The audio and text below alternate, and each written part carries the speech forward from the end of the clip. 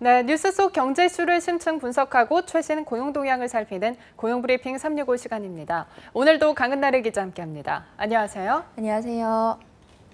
임시공휴일 지정은 매년 뜨거운 감자인데요. 올해도 10월 3일 개천절을 전후로 2일과 4일을 임시공휴일로 지정하느냐 마느냐 공방이 치열했는데 결국 임시공휴일 지정은 무산됐습니다. 그 이유에 대해서 오늘 이슈픽에서 살펴봅니다. 네, 좀 안타까워요. 얼마 전까지만 해도 임시공휴일로 지정할 거라는 관측이 높았는데 이 때문에 임시공휴일로 지정될 줄 알고 기대했던 분들도 상당히 있었을 것 같은데요. 네, 그렇습니다. 정부는 개천절과 주말 사이에 낀 4일을 임시공휴일로 지정하는 방안을 검토했지만 결국 무산됐는데요. 만약 이번 4일이 임시공휴일로 지정됐으면 일부 직장인의 경우에는 4일부터 3박 4일 연휴가 가능했던 상황이었습니다. 당초 정부는 국내 소비를 늘려서 침체된 경기를 활성화하겠다는 이유로 임시공휴일 지정을 검토하겠다고 했지만 지난 20일 기획재정부가 4일 임시공휴일 지정이 무산됐다고 공식적으로 발표한 거죠.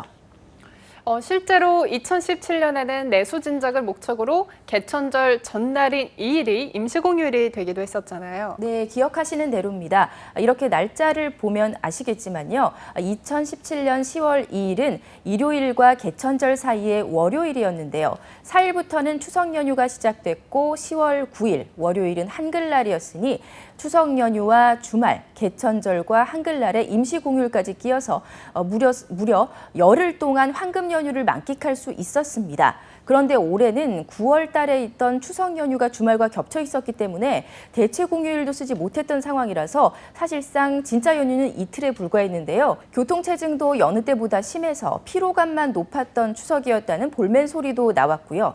그래서 4일이 임시공휴일로 지정이 되면 추석 때 제대로 즐기지 못했던 연휴를 만끽하겠다는 기대를 가진 직장인들이 많았었죠. 이렇게 임시공휴일 지정안의 여론도 높았을 텐데 그럼에도 불구하고 지정이 무산된 이유는 무엇일까요? 네, 바로 휴일의 양극화 때문입니다. 임시공휴일은 관공서의 공휴일에 관한 규정 2조 11호에 적용을 받는데요. 자, 여기 어떻게 나와 있는지 한번 살펴보시겠습니다.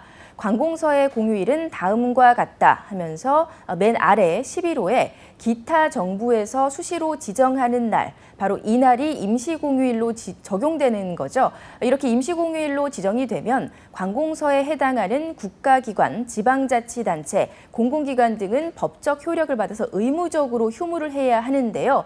그런데 문제는 민간기업의 경우입니다. 민간기업은 관공서와 다르게 근로기준법에 따라 공휴일이 결정되기 때문에 임시공휴일이라고 해서 의무적으로 쉬는 것이 아니라 기업 재량에 맡기고 있습니다. 예를 들어서 저희가 있는 연합뉴스TV나 직업방송 역시 회사가 쉬지 않는다면 저희도 개별적으로 유급휴가는 받을 수 없는 상황이라는 겁니다. 그러니까 쉬지 않아도 법적으로는 전혀 문제가 없다라는 뜻이 되겠네요.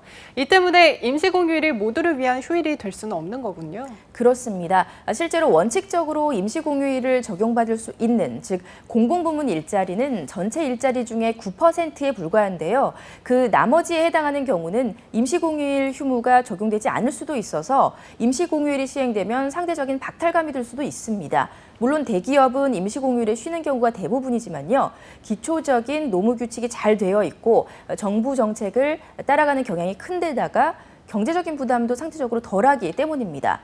반면 상대적으로 그렇지 못한 중소기업이나 영세업체는 임시공휴일 자체가 부담일 수밖에 없겠죠. 더욱이 요식업이나 유통업은 공휴일 매출이 더 상승하는 경우가 많다 보니까 임시공휴일 휴무를 원하지 않는 분위기라는 거죠. 이 때문에 휴일의 양극화라는 말까지 생기는 거군요. 네, 그렇습니다. 특히 아이가 있는 경우라면 상황은 더 심각해집니다. 중소기업에 다니는 맞벌이 부부는 임시공휴일이 지정되면 학교나 어린이집도 휴원을 하기 때문에 맡길 곳이 없어져서 더욱 힘들어질 수 있습니다. 상황은 소상공인들 역시 마찬가지죠. 이 때문에 임시공휴일에 대한 의견이 분분한 상황입니다.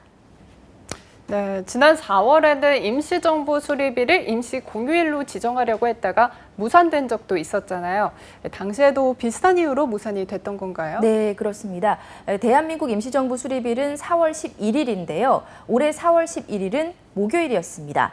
올해는 임시정부 수립이 100주년이 되는 때라서 어느 때보다 더 특별한 해이기도 했고요. 이 때문에 대한민국의 역사적 정통성을 기념하고 또 내수 진작을 위해서 임시공휴일로 지정하려 했던 건데 하지만 이 경제단체뿐 아니라 국민의 여론 역시 완벽히 호의적이지는 않았습니다. 더욱이 임시공휴일이 실제로 내수 진작에 도움이 되는지를 놓고도 의구심을 품는 여론도 있었습니다.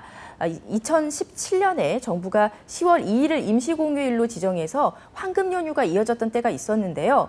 당시 명절 연휴 기간 사상 최대 인원인 110만 명이 국내가 아닌 해외로 여행을 떠났습니다. 이 때문에 임시공휴일이 실효성이 있느냐 이런 논란도 일고 있는 상황입니다. 네, 그렇군요. 과연 내년에는 어떨지도 한번 기대해 봐야 될 것 같습니다. 네, 다음은 유용한 경제용어만을 쏙쏙 골라 소개하는 뉴워드 시간이죠. 네, 오늘의 뉴워드는 골든위크인데요. 긴 연휴가 시작될 때 자주 등장하는 용어가 황금 연휴 혹은 골든위크죠. 사실 골든위크는 원래 일본에서 비롯된 용어입니다. 골든위크란 매년 4월 말부터 5월 초까지 휴일이 모여서 발생하는 일본의 연휴 기간을 이야기합니다.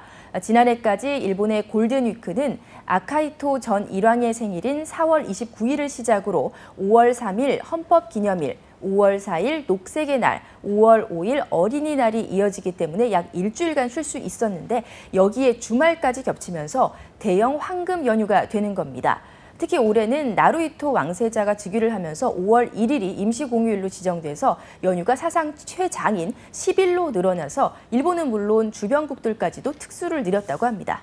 네, 일본의 골든위크가 시작되면 우리나라 관광업계도 함께 특수를 맞죠. 골든위크 기간에는 일본 관광객이 평소보다 2배로 많아진다면서요? 네, 맞습니다. 그만큼 황금 연휴의 특수를 톡톡히 누린다는 건데요. 하지만 연휴가 길어진다고 일본 역시 모두가 연휴의 수혜를 보는 것은 아니라고 합니다.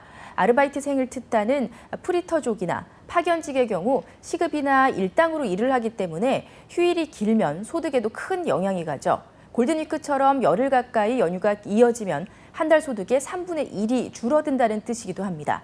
이 때문에 연휴 기간 동안 오히려 부업을 찾아서 일해야 하는 경우까지 발생한다고 합니다. 이렇게 휴일의 양극화 현상은 비단 우리나라뿐 아니라 일본에서도 피할 수 없는 문제인가 봅니다. 네, 노동자에게 휴일이 주어진다는 건 상당히 반가운 일이지만 보다 뜻깊게 즐기기 위해서는 모두가 함께할 수 있는 휴일이 돼야겠죠.